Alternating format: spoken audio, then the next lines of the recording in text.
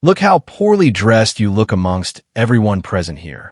This family has never accepted mediocrity. The voice cut through the air like a blade, sharp, mocking, and merciless.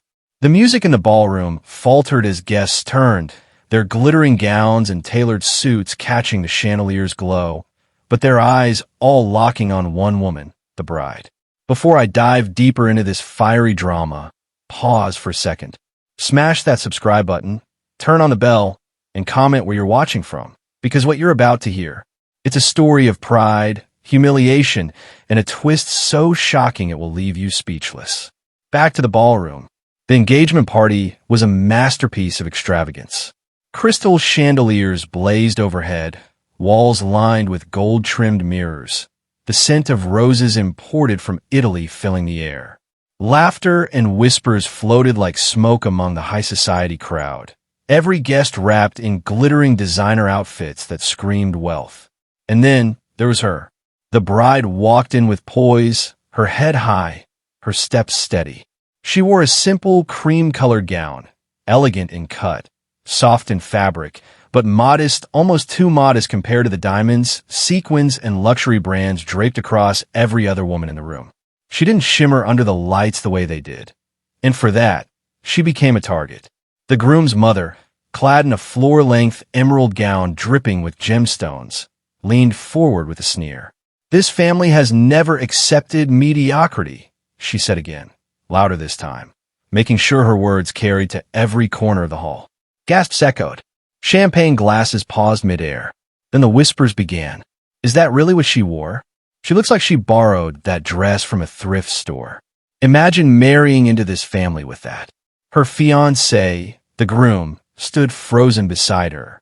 He forced a smile, lips tight, eyes darting nervously between his mother and his bride. He did not defend her. He did not speak.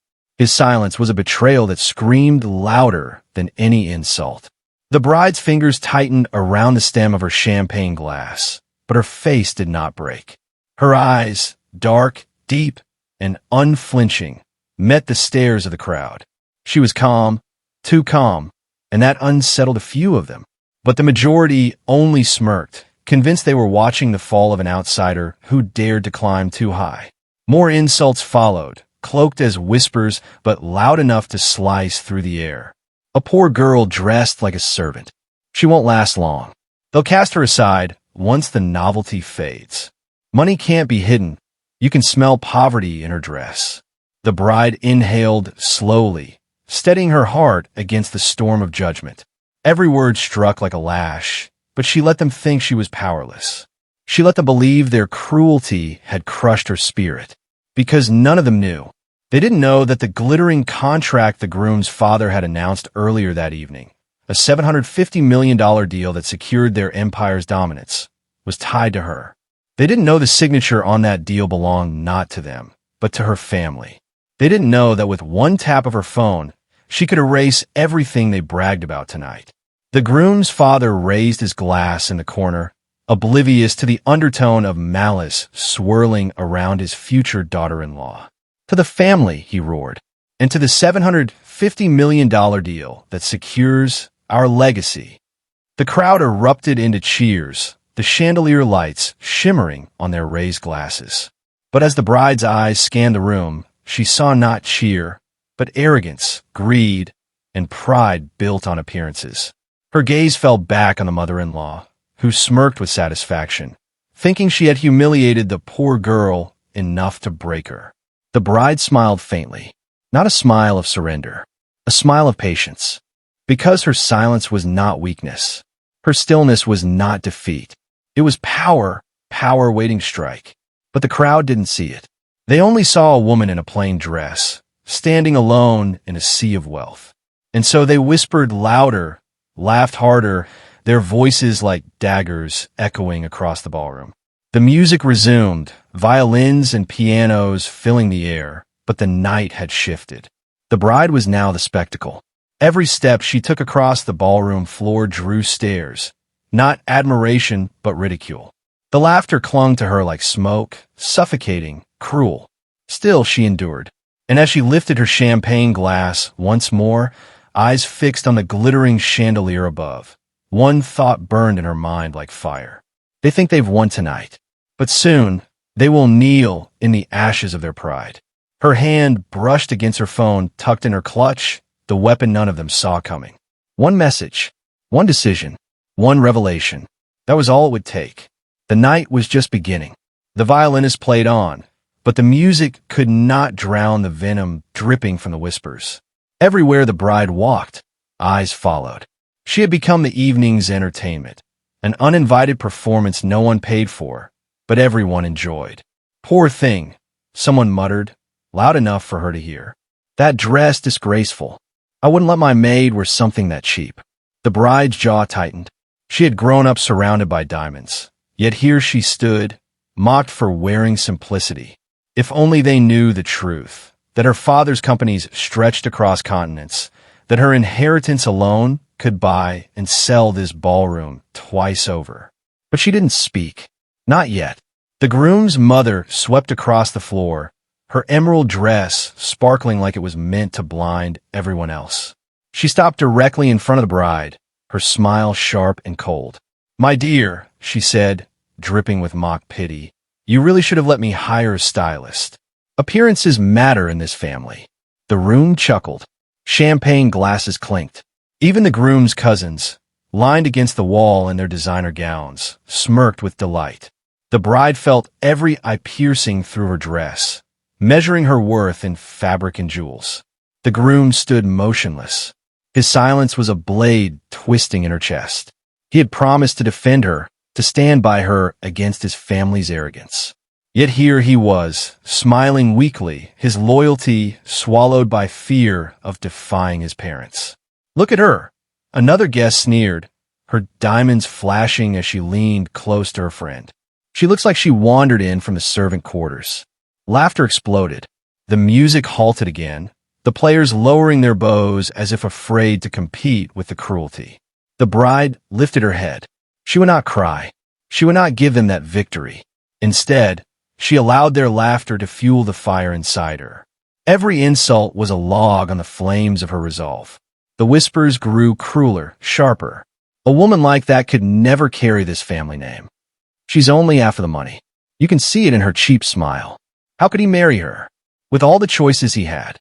The groom's father, still basking in the glow of his $750 million deal, finally noticed the scene. He clapped his hands once, commanding silence. The hall hushed. He turned to the bride, his voice booming. "My dear, my wife is right. You must learn. This family lives by one rule. Appearance is everything. If you can't meet that standard, then perhaps," he paused, savoring the moment, "perhaps you don't belong here at all." The bride's breath caught. A murmur rippled across the room. The guests leaned in, eager for the final blow. The groom's mother smiled with victory. "She'll bow her head now," she whispered to her sister. "She'll learn her place." But the bride didn't bow. She didn't flinch. She simply raised her chin higher, her eyes burning with a fire none of them recognized. They saw poverty. They saw weakness. What they didn't see was power. Inside her clutch, her phone buzzed once. A message from her father's assistant. "The contract papers await your approval, Mississippi. One word from you, and the $750 million deal is gone." Her lips curved into the faintest smile. The crowd mistook it for shame.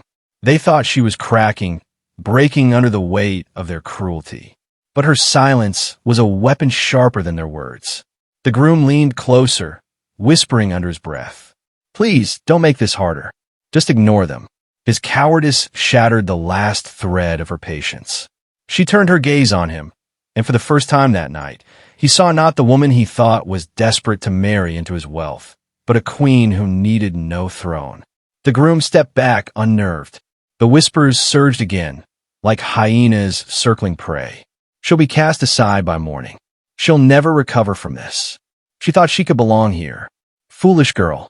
But little did they know, the bride traced her finger along the rim of her champagne glass, her eyes sweeping over the room.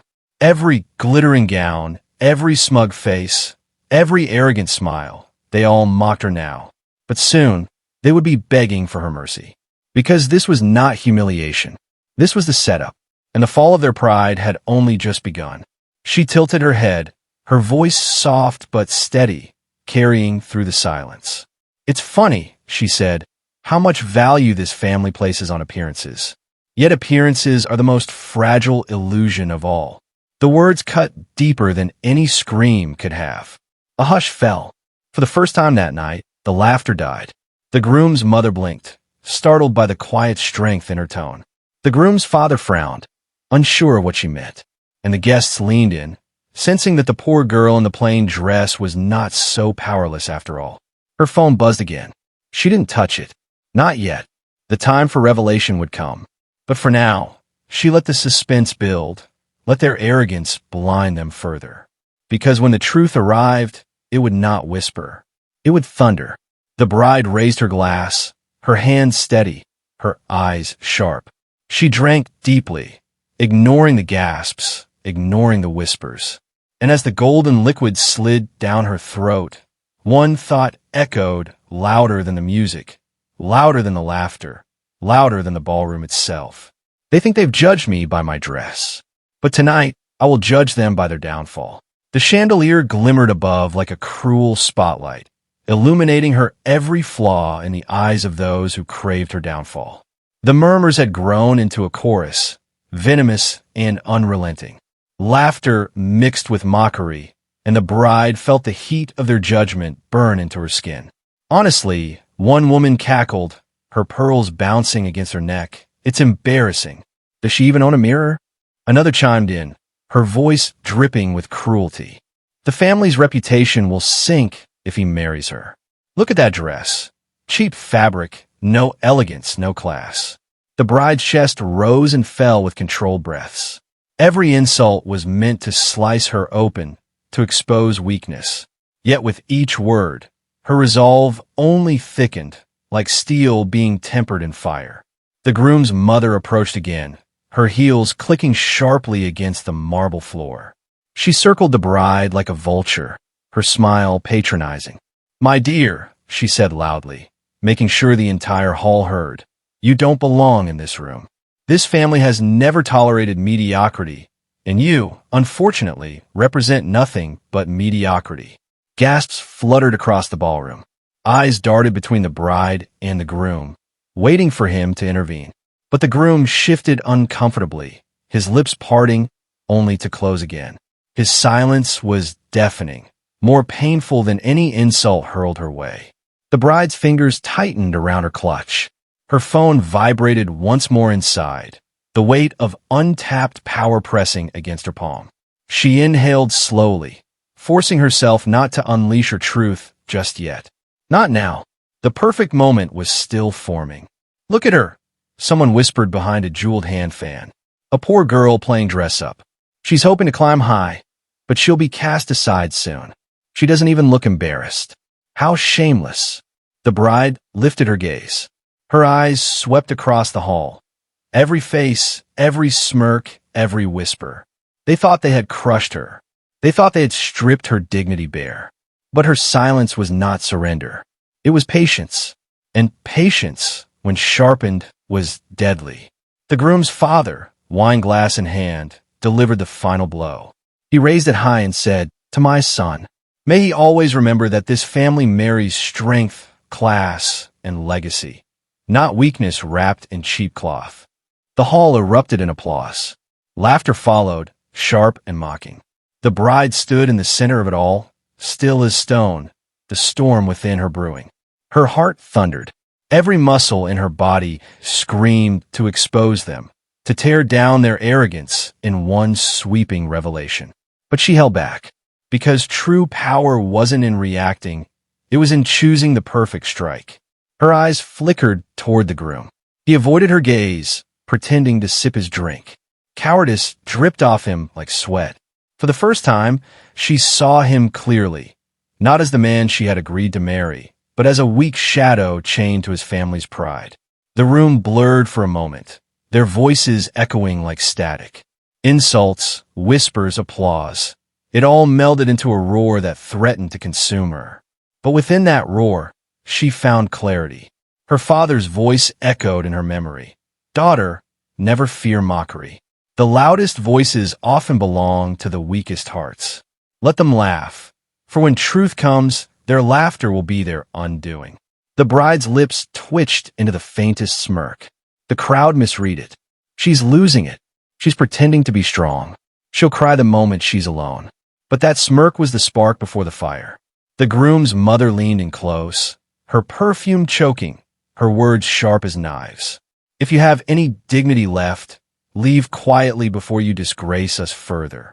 The bride finally met her eyes, unblinking. Disgrace? She whispered, her tone so low yet slicing through the silence. No, what you see tonight is restraint. The mother froze. Confusion flickered across her face. The bride's voice, though soft, carried a weight that unsettled the entire table. The bride straightened her shoulders. The simple dress clung to her frame, no jewels, no sparkle. Yet in that moment, she wore it like armor. The guests leaned in, sensing a shift. The air thickened, heavy with anticipation. She raised her glass, steady as stone, and let her eyes travel across the hall. You've judged me by fabric, she said, her voice now louder, cutting, every word deliberate. You've measured me by appearance, and you've mistaken silence for weakness. But appearances, her lips curled into a smirk, are the cheapest currency in this room. A ripple ran through the hall. Whispering halted. Faces paled.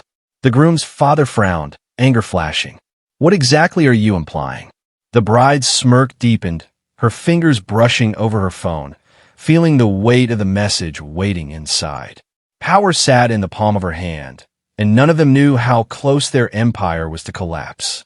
I'm implying, she said, her gaze slicing through the silence, that this family's wealth, this family's reputation, this family's precious $750 million contract is hanging by a thread. And you don't even know who's holding the scissors. The ballroom went still, utterly still. Gasps broke the silence, sharp and panicked. Eyes darted between the bride and the patriarch, between the simple dress and the storm behind her eyes. The insults stopped. The laughter choked in their throats. And for the first time that night, the power shifted.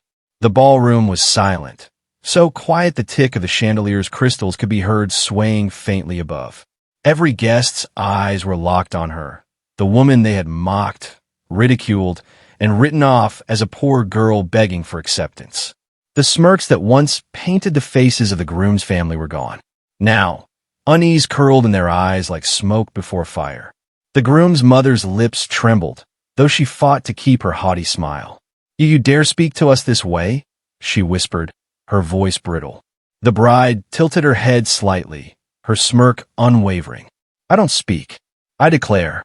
Gasps rippled through the hall. Even the groom stiffened, finally sensing the storm breaking around him. He reached forward as though to touch her arm, but she stepped away, her eyes cold, her gaze fixed on his parents. You all looked at this dress, she continued, her hand brushing over the plain fabric, draped across her shoulders, and you thought it defined me. You decided I was beneath you because silk and jewels didn't hang off my body. You laughed because you believed this, she tugged lightly at the hem, was poverty.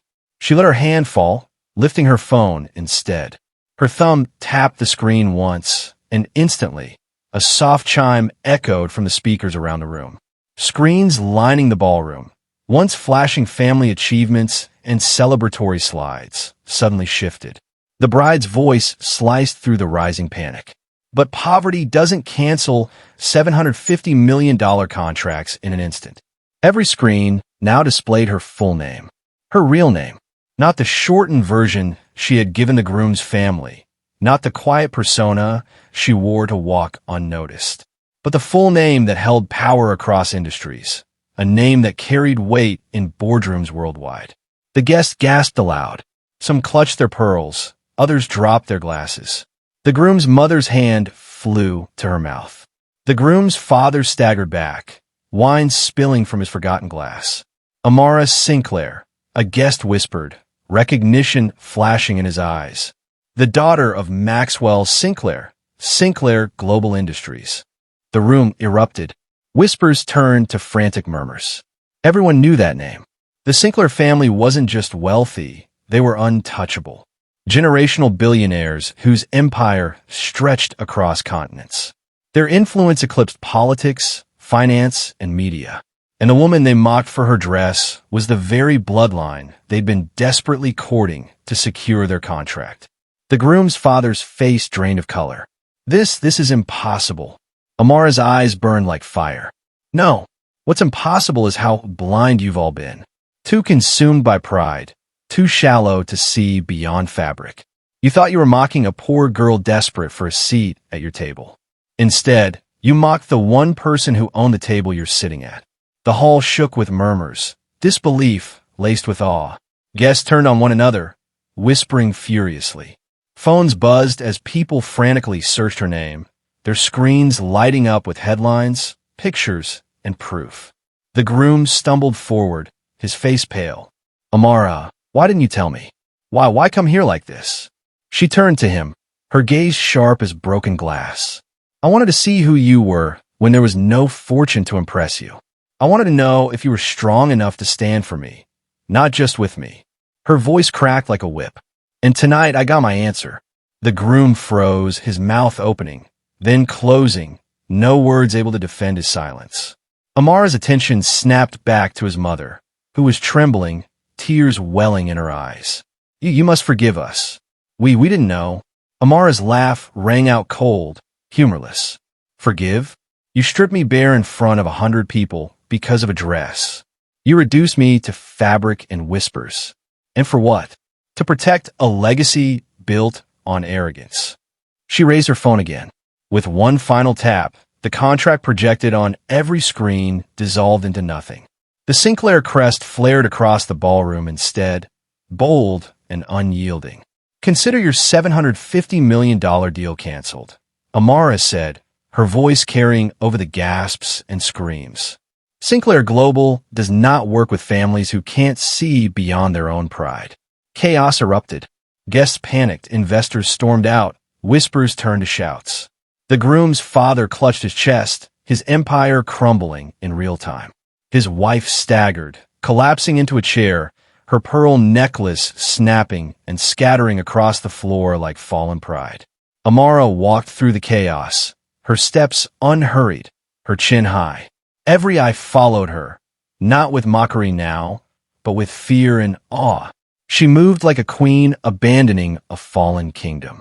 When she reached the ballroom doors, she turned back one last time.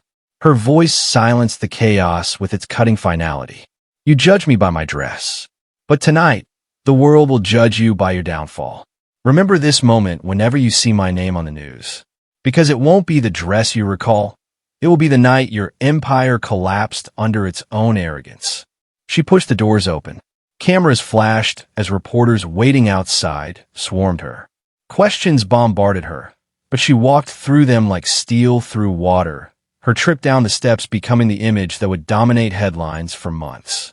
Inside the ballroom, the groom's family sat among the wreckage of their pride. The groom stared after her, his hands trembling, realizing too late that he hadn't just lost a fiancée, he had lost the future. And Amara, the woman mocked for her dress, became the symbol of a lesson carved into history.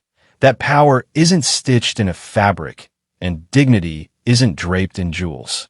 It burns from within, and when unleashed, it can set the world on fire. And just like that, the family who mock her for a simple dress lost everything they thought made them untouchable. One tap on her phone, one truth revealed, and their empire crumbled before their very eyes. But here's the real question. What would you have done if you were in Amara's shoes? Would you have stayed silent or unleashed the truth even sooner? Drop your answers in the comments below. I want to see what you think. And don't forget, hit that subscribe button right now, because tomorrow's story will shock you even more than this one. Trust me, you don't want to miss it.